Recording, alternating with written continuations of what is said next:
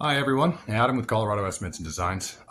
Just wanted to show another one of our inspections by request here.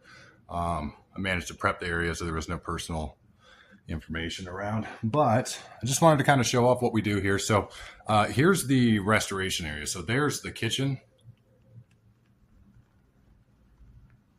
And you can see that they had to tear out the drywall behind me, all that insulation. So that's a 2x4 exterior wall. New code is actually that you need to do 2x6s, but we don't have to do any new framing, so we don't have to worry about any new framing codes. But of course we do have right here. Now this is the backsplash. Don't be surprised during tear out if this stuff gets broken. It just is what it is. It's a matte sheet material. It doesn't like to, it gets installed easily, but it doesn't like to uninstall, Now the mediation right here on this, the remediation company, they left this little corner unit for all the cabinets, but that's apparently the only unit that actually survived. Other than that, big drywall cuts, big stuff. And then what you're going to see here is, so this is what they call a continuous floor. And this is something that a lot of insurances don't like. And frankly, I don't like open floor plans for the same reason. I like transitions. But, throughout here is an LVP flooring. And again, there's that kitchen island, plumbed kitchen island right there, and electrical, But essentially, the reason why this is considered continuous is that if you keep going here, you'll see that between the two rooms, there's no transitioned edge.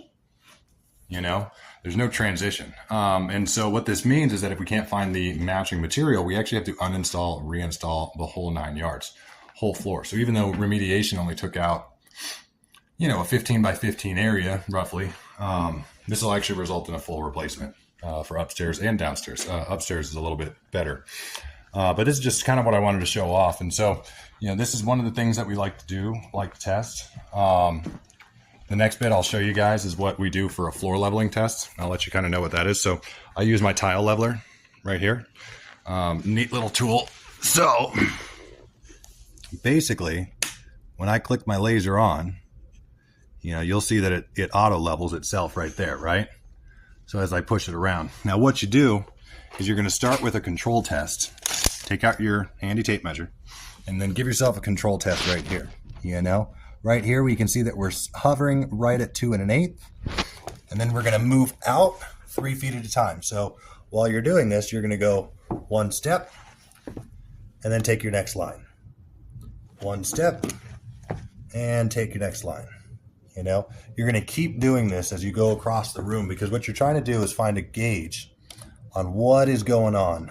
What is going on with the actual floor height. How is its grade working? Things like that. And then you'll see like this. And what you're going to notice is as we get closer to this load-bearing wall here, we're going to start seeing a little bit of a change. This is pretty normal because as you get towards that wall, you're going to start sinking in. And so your subfloors are going to start sinking, sagging down. So you're going to start seeing your tape measure show a higher and higher number. This little tool is actually really, really, really handy. I definitely recommend these. They're like $35 on Amazon for a cheap one. You don't have to get, you don't have to go out there and go buy all the expensive stuff that like my dad used to use, which is like a $600, laser level. You don't have to go that far.